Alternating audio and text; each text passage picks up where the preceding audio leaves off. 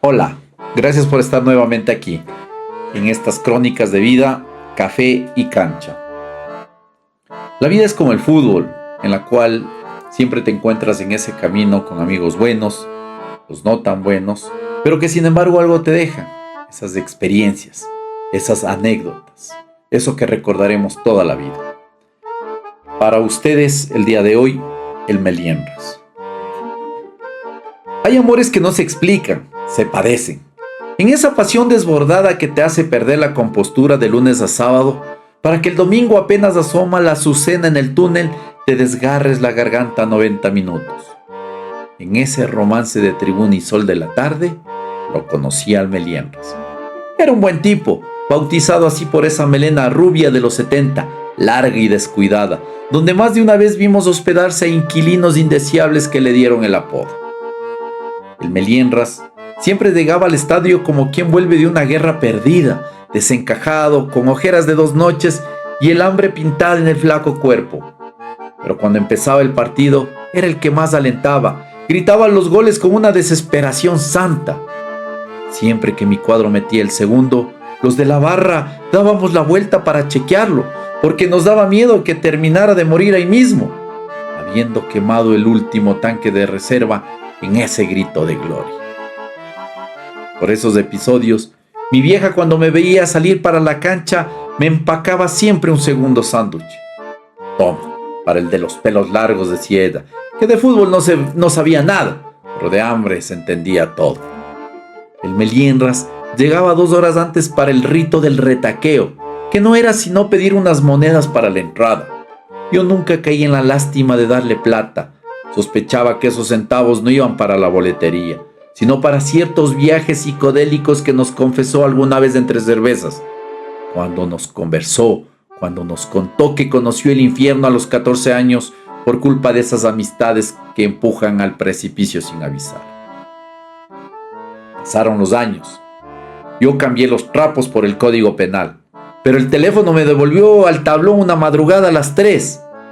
Todos sabemos que a esa hora nadie llama para darte las gracias. ¡Loco! El Melienras está en cana. Era la voz del burro, otro sobreviviente del tablón. Me acordé que ahora eres un abogado de los serios. Me quedé en silencio. Un sí largo duró lo que un descuento agónico.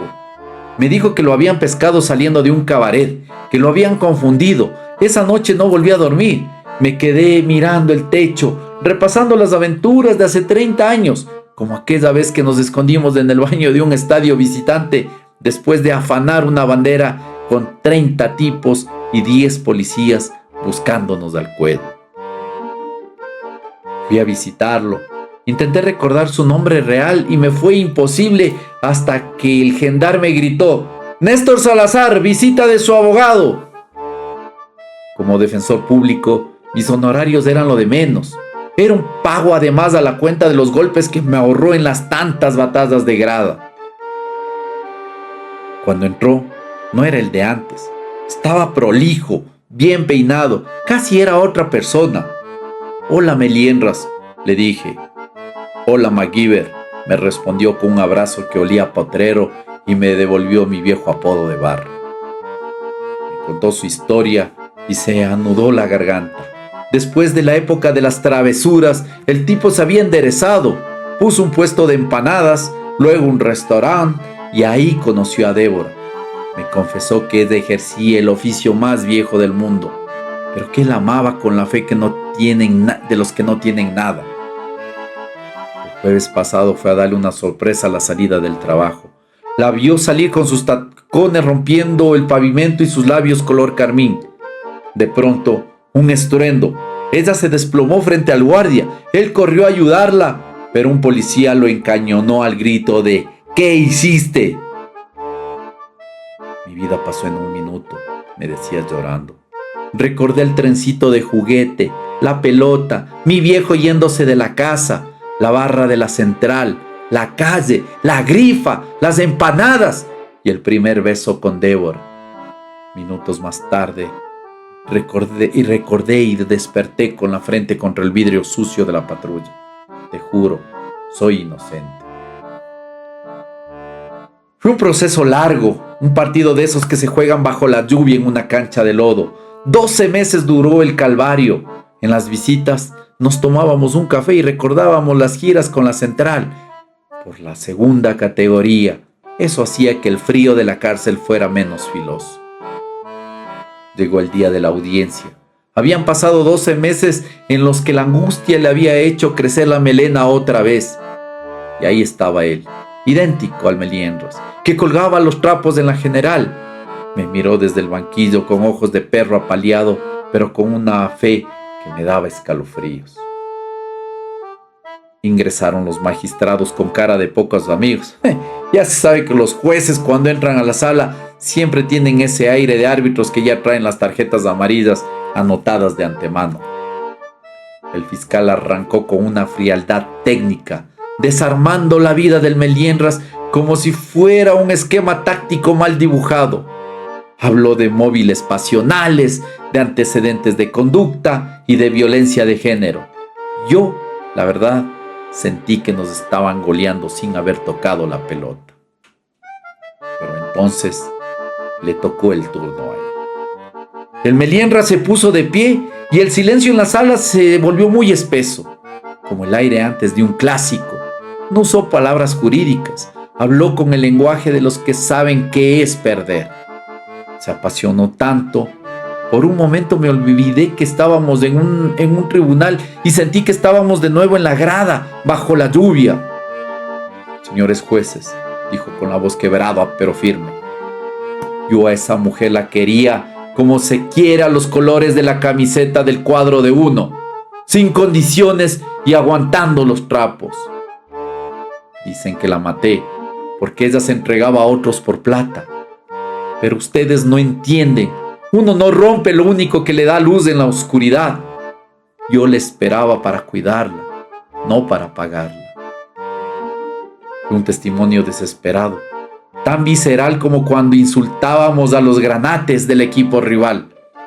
El tipo puso el corazón sobre el estrado, sangrando, y por un instante vi cómo la armadura de los magistrados se agrietaba. Nos puso a dudar de si la justicia, con sus leyes de papel, es capaz de entender las leyes del barrio y del amor herido. A más de uno se le escapó un parpadeo largo de esos que esconden una lágrima. La sala se desarmó. Yo me desarmé. El tribunal penal se volvió un manojo de dudas frente a ese hombre que hablaba de Débora como si fuera la última final del mundo. Escuché los primeros minutos de la sentencia con el corazón galopando en la garganta y luego simplemente entré en trance. El ruido de la sala se volvió un zumbido lejano, como el aliento de una hinchada que se oye desde afuera del estadio. Desperté del letargo cuando el maldito del Melienras soltó un alarido de gol, me abrazó con la fuerza de un central rústico y me tiró de la sala. ¡Ganamos, Uco! ¡Ganamos, carajo! Mientras los guardias intentaban poner el orden. Al reaccionar, le devolví el abrazo. Apretando los dientes le expliqué entre el alboroto que en unas horas volvería a ver el cielo sin las rejas. En ese momento, yo era el héroe que había metido el gol del triunfo en el último minuto. O al menos eso quería creer. A los 3 meses, las vueltas que da la vida, me dieron una patada de esas que te dejan sin aire. Frente de mi casa, a 15 metros, un camión de mudanzas.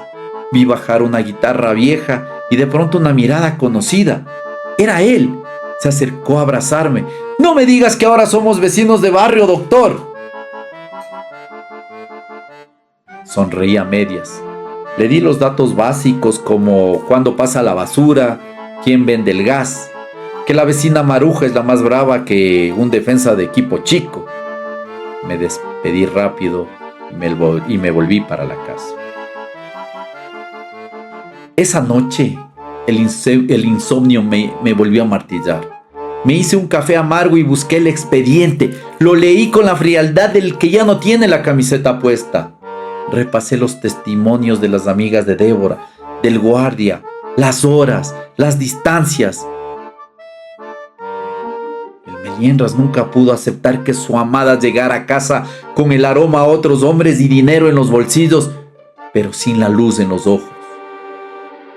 Esa noche, las piezas encajaron con la crueldad de un gol en contra en el minuto 90. Las contradicciones que yo mismo había maquillado en el juicio me saltaron a la cara. La verdad apareció cuando ya era demasiado tarde, cuando el Melienras ya era un hombre libre y además mi vecino. Espero que la culpa no me carcoma siempre, pero mientras tanto, aquí sigo en el desayunador, viendo las ofertas inmobiliarias en el diario. A veces para seguir jugando, lo mejor es pedir el cambio y mudarse de cancha. Me largo de este barrio. Muchas gracias, espero que les haya gustado esta nueva crónica. Para ustedes, el Melienras. No se olviden de suscribirse, poner like, cuéntanos tus historias, tus anécdotas para poderlas transmitir aquí a todos nuestros seguidores. Te espero el próximo miércoles. Chao.